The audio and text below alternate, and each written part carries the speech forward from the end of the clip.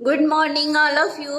Good morning the Bihar teachers history makers. मेरा mobile मेरी शिक्षा। मैं अर्चना आर्यानी, मेरी क्लास में आपका स्वागत है।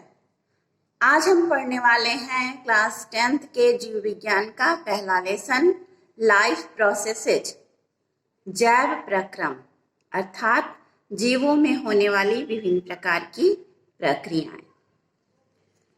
हम अपनी क्लास की शुरुआत एक सुविचार से करते हैं जो इस प्रकार है। उठो, जागो, तब तक मत रुको जब तक कि लक्ष्य की प्राप्ति ना हो। तो अब चलिए हम अपने लक्ष्य की प्राप्ति करते हैं, अर्थात अपने क्लास की शुरुआत करते हैं, अपने लेसन की शुरुआत करते हैं। हमारा लेसन है जैव प्रक्रम।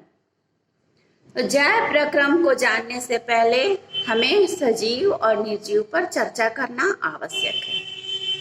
हम अपनी चारों ओर बहुत सारी चीजें देखते हैं, जैसे मकान, सड़क, पेड़ पौधे, पशु पक्षी, कीड़े मकोड़े, मोटर गाड़ियां इत्यादि।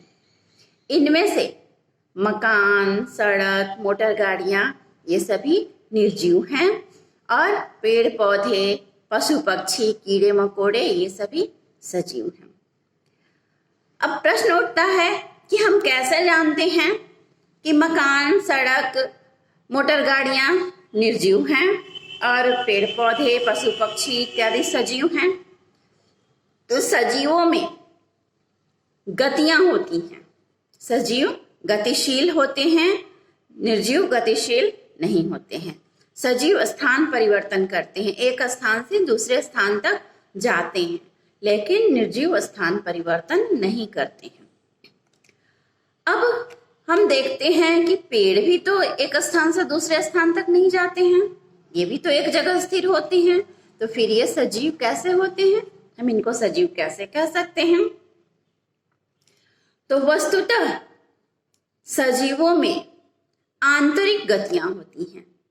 यह गतियां आणविक गति कहलाती है, जो अणुओं के स्तर पर होती है।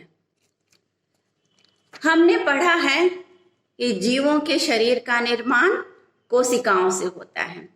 कोशिका शरीर की संरचनात्मक और क्रियात्मक इकाई होती है। कोशिकाओं के मिलने से शरीर का निर्माण होता है और इन कोशिकाओं का निर्माण अणुओं से होता है। जैसे कोशिका झिल्ली है। कोशिका झिल्ली वह वसा और प्रोटीन की बनी होती है, जिसको हम लिपोप्रोटीन कहते हैं। उसी प्रकार जीव द्रव्य, जिसमें सजीवों के सभी लक्षण उपस्थित होते हैं, वह न्यूक्लियोप्रोटीन तथा विभिन्न प्रकार के कार्बनिक और अकार्बनिक अणुओं के मिलने से बनते हैं। कोशिकाओं में इन अणुओं का एक विशेष प्रकार से संयोजन होता है। कोशिकाओं के अंदर इन अणुओं का संयोजन ही सजीव और निर्जीव में अंतर को स्पष्ट करता है। इन अणुओं की गतियां ही जीवन को संचालित करने के लिए अति आवश्यक होती हैं। कोशिकाओं के अंदर उपस्थित इन अणुओं की गति ही आणविक गति कहलाती है। कोशिकाओं से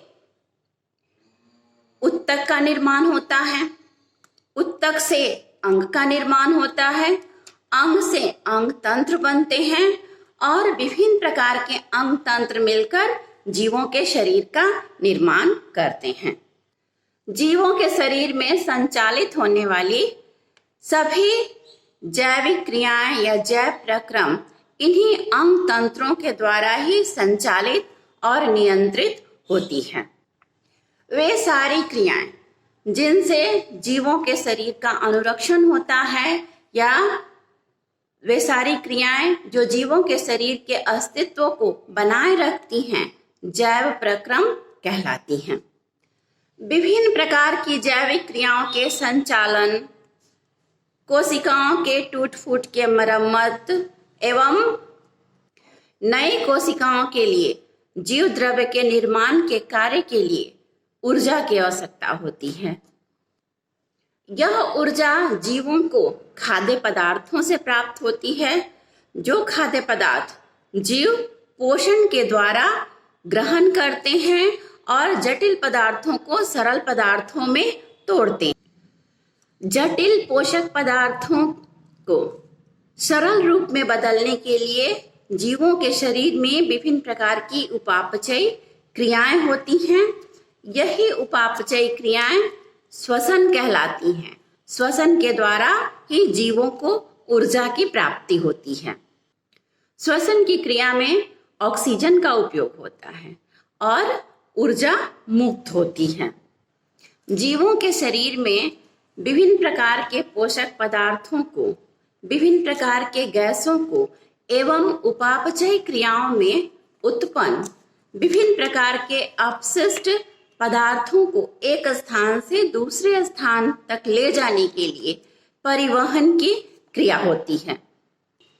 विभिन्न प्रकार के जैविक प्रक्रियाओं के फलस्वरूप जीवों के शरीर में बहुत सारे ऐसे अपशिष्ट पदार्थ उत्पन्न होते हैं जो शरीर के लिए हानिकारक होते हैं। तो इन अपशिष्ट पदार्थों को बाहर निकालने की क्रिया उत्सर्जन कहलाती है। तो इस प्रकार हम देखते हैं कि सजीवों में कुल 4 प्रकार की जैविक प्रक्रियाएं होती हैं। पहला पोषण, दूसरा श्वसन, तीसरा परिवहन, चौथा उत्सर्जन। ये 4 मुख्य प्रकार की जैविक क्रियाएं प्रत्येक सजीवों के शरीर में होती हैं। इसके अतिरिक्त सजीव अपने अस्तित्व को बनाए रखने के लिए जनन की क्रिया करते हैं। जनन की क्रिया में ये सजीव अपनी संख्या में वृद्धि करते हैं और अपने शरीर की विभिन्न क्रियाओं को नियंत्रित करने के लिए सजीवों में नियंत्रण और समन्वय की प्रक्रिया होती है। तो ये दोनों प्रक्रियाएं अर्थात जनन और नियंत्रण तथा समन्वय, यह भी सजीवों में पाए जाने वाली या सजीवों में होने वाली जैविक प्रक्रम में ही शामिल होते हैं। ये सभी प्रक्रियाएं सजीवों को निर्जीव से अलग करती है। तो बच्चों, आज के लिए बस इतना ही। इसके बाद हम फिर मिलते हैं अगले वीडियो में। तब तक के लिए धन्यवाद।